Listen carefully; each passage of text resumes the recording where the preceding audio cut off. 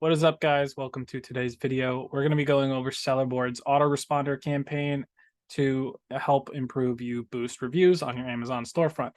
But before we do anything, obviously in the links below, I'm going to have my free Discord. We have 3,000 plus sellers in there looking to start, scale, and manage your FBA business or e-commerce business. We talk Amazon, Walmart, everything in there, whether it's wholesale, retail arbitrage, online arbitrage, or even private label. We have chats for that too. So if you want a free community, feel free to click the link in the bio below or on any of my socials, and we'll go from there. And as always, if you're seeing this on YouTube, feel free to subscribe and like if you want to see more videos just like this. So we're going to jump right into it, and we're going to go into Sellerboard. So a lot of my stuff is blurred out, but besides that, you'll be able to see everything. On Sellerboard, you're going to go to the autoresponder campaign right here, and you're basically going to click new campaign. And it's going to bring you to the next page, which I'm going to just forward over to this one. And it's going to bring you to a page that looks like this, where you can name it. Now you can name it specific things. You can name it wholesale if you want it specific to wholesale items. If you want it on your entire UPCs, you could do that as well. But basically the way you're going to go about it is pretty much naming it, choosing active, inactive test. If you want to stop one, you can change it to like inactive. You can make it active as well. If you want to test it, you could test it. But to make it active, you go to active. You could start it. You can have a stopping date too. So if you want it to go forever, you leave it like this. Obviously, this isn't today's date. It's actually backwards. They do the dates weird. But so you would leave that just like this. You can exclude FBM orders, orders with promos, orders with negative review, seller feedback. Generally, this is what I do. I only do Amazon.com orders, so US orders. You can do other country orders by clicking here, or you can toggle all countries if you want.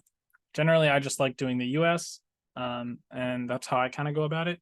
You can also have it set specifically to all of your products. Now, I don't like doing this because there's not many customers that are buying shoes that are like dying to leave a review. But if it's a product that maybe you have to put together or something that sellers will feel maybe obligated to leave a review, where it might be an item that's just, higher reviewed item. If you think you have something like that, you can actually select it to specific products. Now, I'm not going to click this because it's going to show a bunch of my products, which I don't feel like editing out. But you can do this, or you can do the apply to all products except a few. So if there's specific products you want to exclude, you could choose that one. If you have only maybe 2 or 3 items you want it to request reviews for, you could do that. Now, this isn't going to send it out to every single order. There's limits. So if you have a higher selling account or a higher subscription on Sellerboard, you're going to actually get more review requests. You're limited at your membership. So I don't have that pulled up, but basically if you look into your membership and look at the pricing page, it'll show you how many they'll send out for you. All you have to do is just create this, and that's pretty much that. This is what it's going to send out pretty much. It's going to do it specific to your specific orders or just all of your products randomly. And then basically what most of the time happens is people will rate the product. Instead, they'll rate the seller by accident, which is fine. Better feedback for us. But generally, this is what the email will look like on the buyer's end. And this will help you get more reviews. And it is in the algorithm, I guess, that you'll get a higher buy box share once you get a certain amount of reviews. So this is one way to get faster reviews. Generally, I get about 1 review per 100 to 200 orders.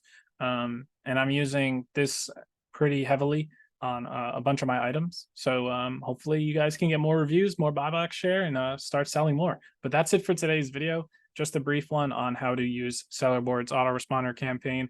Once again, leave a like, subscribe, share it if you want. Other sellers, post it in other groups if you want. This is meant to help you guys, learn more and share it with the community. And also, if you want a free community, obviously click the link in my bio or in the description below. If you're seeing this on YouTube, leave a like and subscribe. Yeah, thank you guys.